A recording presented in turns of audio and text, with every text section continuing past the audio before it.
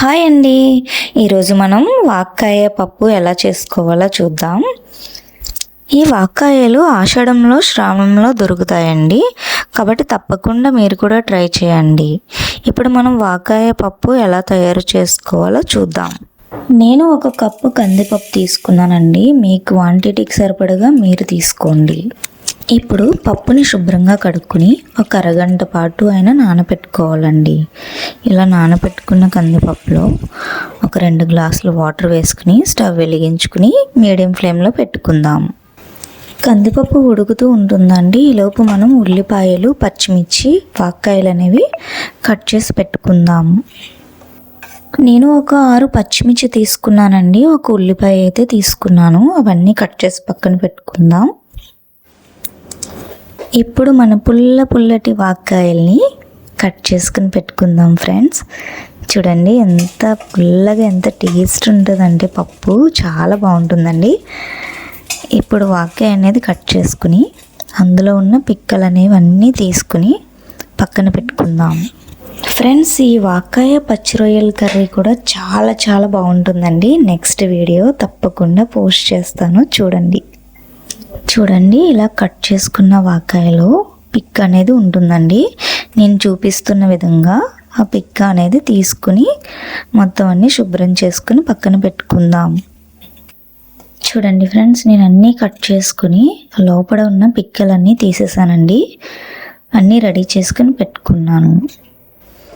ఇప్పుడు ఉడుకుతున్న పప్పులో నేను కట్ చేసి పెట్టుకున్న పచ్చిమిర్చి వేసుకున్నాను ఫ్రెండ్స్. ఇప్పుడు ఉల్లిపాయ ముక్కలు కూడా వేసుకోవాలి. మూత పెట్టుకుని ఒక 5 నిమిషాలు ఉడికించుకుందాం. ఇప్పుడు మూత తీసి మనం ఇందాక శుభ్రం చేసి పెట్టుకున్న వాక్కాయ ముక్కలు వేసుకోవాలి. ఇప్పుడు పప్పులో ఒక 1/2 టేబుల్ స్పూన్ పసుపు వేసుకుందామండి. పసుపు వేసుకున్న తర్వాత ఒకసారి కలిపి మూత పెట్టుకుని ఉడికించుకుందాం. ఇప్పుడు రుచికి సరిపడగా ఉప్పు వేసుకోవాలండి. నేనైతే కల్లు ఉప్పు యూస్ చేశాను. పుల్లటి కూరలకి కొంచెం ఉప్పు ఎక్కువనే పడుతుంది ఫ్రెండ్స్, అది మీరు టేస్ట్కి సరిపడగా వేసుకోండి. ఇప్పుడు వాక్కాయ ఉడికిందో లేదో ఇలా చూసుకోవాలి. ఇప్పుడు ఒకసారి పప్పు కలుపుకుని పక్కన పెట్టుకుందాం. ఇప్పుడు పక్కకి పెట్టుకున్న పప్పుని ఇలా మెదుపుకోవాలి ఫ్రెండ్స్. ఈ విధంగా చేయడం వల్ల వాక్కాయలో ఉండే పులుపు మొత్తం పప్పులోకి వచ్చి పుల్లగా ఉంటుంది.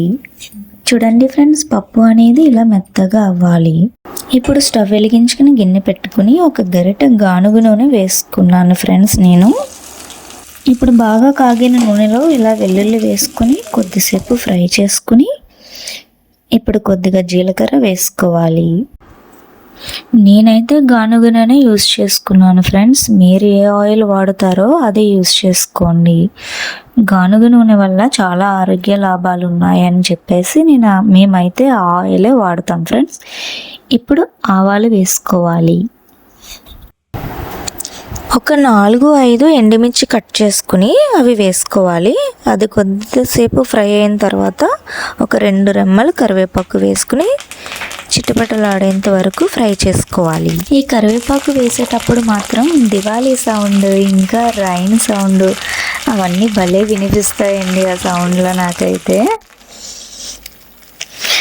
చూడండి ఫ్రెండ్స్, ఇలా మంచిగా ఫ్రై చేసుకున్న పోపుని మనం స్టవ్ ఆఫ్ చేసుకుని ఇప్పుడు పప్పులో వేసుకుందాం. అబ్బా, ఇలా పోపు వేస్తుంటేనే వస్తుంది ఫ్రెండ్స్ మంచి స్మెల్. ఇప్పుడే తినేయాలనిపిస్తుంది నాకైతే. అంతే ఫ్రెండ్స్, మన వాక్కాయ పప్పు రెడీ. చాలా బాగుంటుంది ఫ్రెండ్స్, మీరు కూడా ట్రై చేయండి. అలాగే నా ఛానల్ సబ్స్క్రైబ్ చేయని వాళ్ళు ఉంటే సబ్స్క్రైబ్ చేయండి. Thank you for watching. Next వీడియోలో కలుద్దాం ఫ్రెండ్స్. బాయ్.